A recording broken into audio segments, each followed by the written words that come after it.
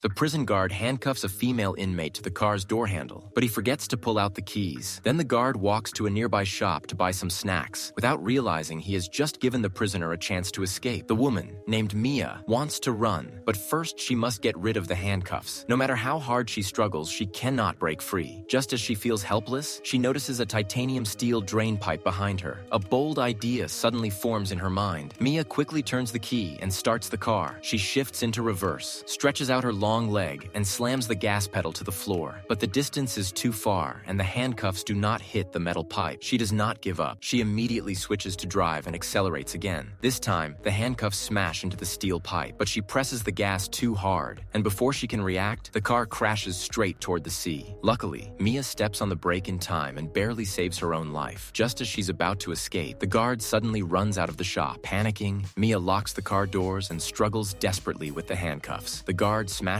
the car window. At the critical moment, Mia floors the gas again, dragging both herself and the guard straight into the ocean. As the car sinks to the bottom of the sea, the guard has no choice but to unlock her handcuffs. The moment Mia is free, she knocks the guard unconscious. Using her strong swimming skills, she escapes successfully. When the guard is rescued and wakes up, Mia is already gone. What he does not know is that Mia did all this to clear a wrongful conviction from 6 years ago. 6 years earlier, Mia was out at sea with her husband, enjoying a trip on their boat. When she woke up from a nap, she found the cabin covered in blood. Her husband was nowhere to be seen. On the deck, she saw a blood-stained knife. She instantly realized something terrible had happened. At that moment, the police arrived. Seeing Mia holding the weapon, they declared her the murderer. The reason was simple. Only Mia's fingerprints and her husband's fingerprints were found on the knife. It was clear she had been framed. Still, Mia was sentenced to 30 years in prison. Her young son had to be raised by her best friend. At first, the friend visited Mia often, but as time passed, the calls stopped going through. When Mia finally got the friend's new number and called, the friend answered nervously and tried to explain. Suddenly, on the other end of the line, Mia heard her son shout a strange sentence. A man quickly cut off the call. At that moment, Mia understood everything. Her best friend and her husband had betrayed her together. They had planned everything and personally sent her to prison. A kind lawyer who was also an inmate told Mia that under local law, a person cannot be punished twice for the same crime. Mia had already been convicted of murder. Even if she killed them after being released, her sentence would not be increased. From that day on, Mia made up her mind to escape. She wanted to find her friend and her husband